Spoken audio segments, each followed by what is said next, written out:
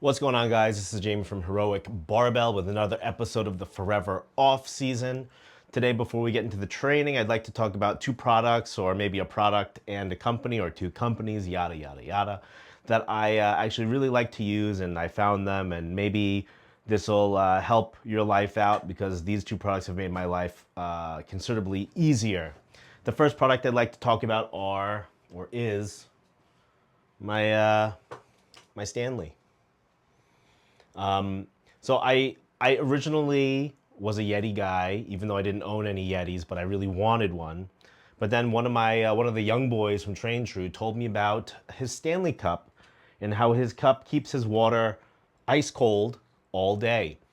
At first, I didn't believe him until I poured my water into this cup, went out, came back several hours later, and drank the water, only to find it ice cold. This thing is awesome. I highly recommend this product.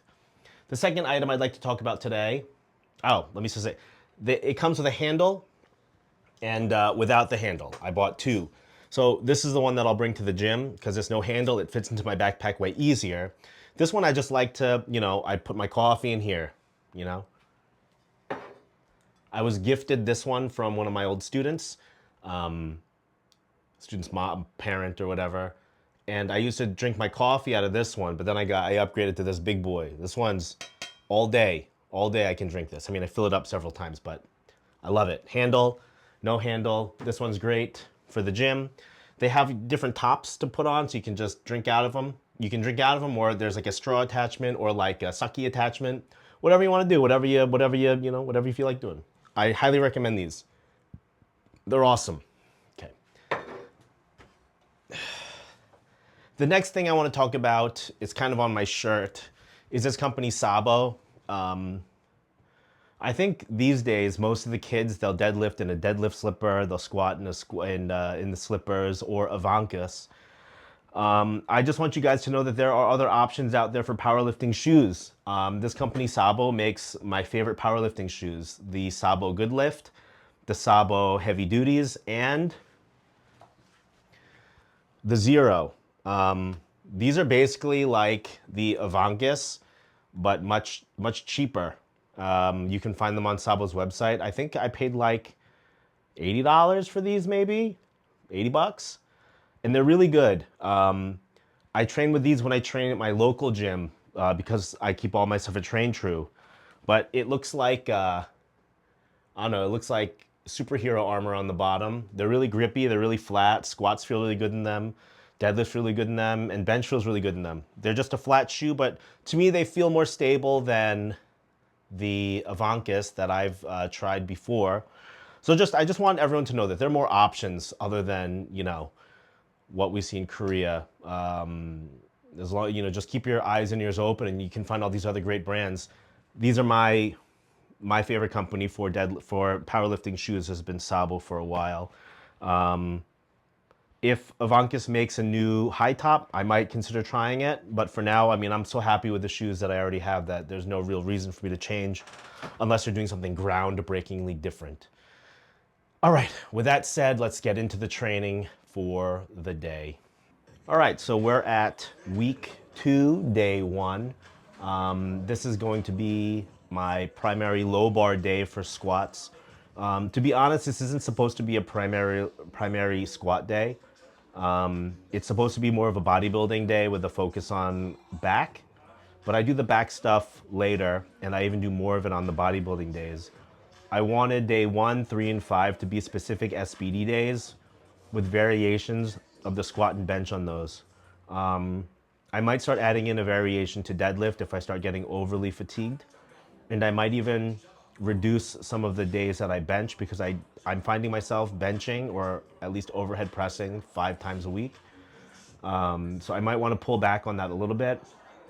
If I end up feeling beat up on my lower body, I might take out one of the squat days too. If I do, it'll be the SSB, and I'll probably exchange that with a belt squat or a leg press of some sort. But I'm still feeling out how things are going, and things are going pretty well.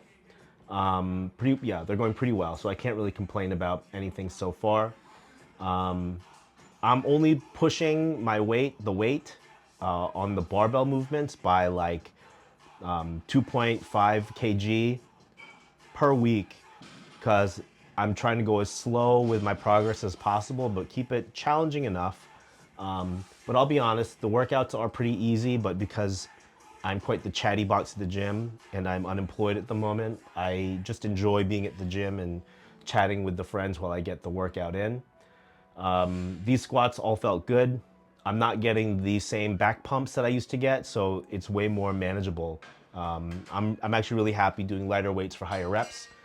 In terms of just overall kind of fitness, I still am fat and pretty out of shape, but I feel like it's building up my cardio at the same time, and I think I am growing a little bit.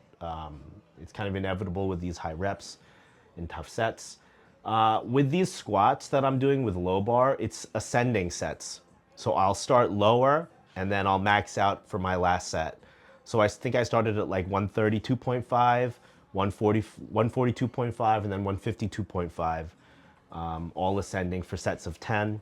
And I'm really happy with how all of these squats went. I was watching this dude on YouTube, Mike Israetel, talk about how higher rep, little bit lower weight stuff can like reduce risk of injury and what have you. I mean, everyone's different and everyone responds to different types of training differently, but so far that's kind of how I feel. I prefer doing a little bit lighter weights for higher reps, just because for competition prep, it was just so heavy for such a long time that my joints and stuff started to get beat up. But let's knock on wood. I'm only on week 2, so who knows how crazy this set could get, or this program will get as the weeks move on. Because as these like AI programs, as you keep putting input into them, as you keep feeding it your data, it adjusts to how you are performing and how you feel, because you have to fill out that fatigue slider and what have you, and weekly check-ins with what you want to keep doing more of or pull back on. That's why it's super important to be honest on these programs, and even be honest to your coaches if you're even being coached. I think that's the only set of bench. That was the bench. I don't even know what it was. It was just some kind of bench. I do a different type of bench every time I'm in the gym. For deadlifts, I don't remember what the goal was, but I didn't want to push it because I think I talked about a little back tweak I had in a previous episode. So this was my first day not pushing, but getting back into deadlifts after that little tweak. It was only like a day or two after, but no pain. And I can say confidently now that there's no pain in my back. I have a little, it's not even like, it just feels like my hamstring is sore right now, my left hamstring, but that could just be soreness. After doing some like single leg squat stuff, walking up the stairs, it felt like my quads were gonna cramp. So maybe just it's hypertrophy work catching up to me, I hope, and we'll see. This here is the top set of 195. I did 175 and to 195. I just made like a 5 kg jump on these deadlifts compared to last time. I did secondary deadlifts on this first day. But then I didn't want to push my back too much. So then on this last set of 8, I think I dropped it to 185 or 175. I'm not 100% sure. I guess we'll see here. I don't remember. And yeah, 185. So I kind of went in the middle. All these sets felt fine. I can't complain. My recovery should be as best as it can be, considering like I said before, I'm not working, so my sleep is pretty good. I'm eating well. I'm trying to eat way more protein than I've eaten before, just because I have the time to eat it. So yeah, I think my recovery is better. If anything, I might be getting fatter, which is the opposite of what I'm trying to do. You'd be surprised, like when you quit your job, like how much you don't move when you don't work, which is why I'm also wanting to incorporate some cardio.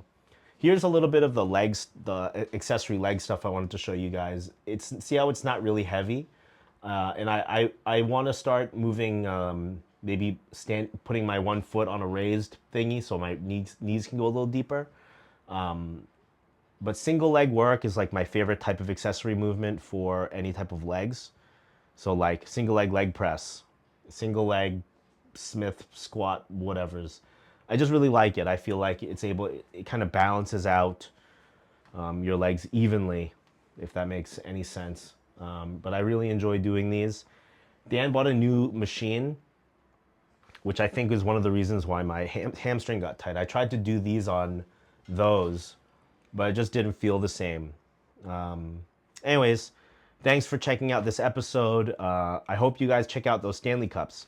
They're a little bit expensive, but I feel like they last a lifetime, like an Inzer Forever belt. So check those out, and check out Sabo shoes. Just like everyone has, the Ivankas. I don't know. Find you don't have to wear it if you don't want to wear it. There's so many different choices, the cheaper options too. So it's just good to know, right? The more you know, and knowledge is power. Bye bye.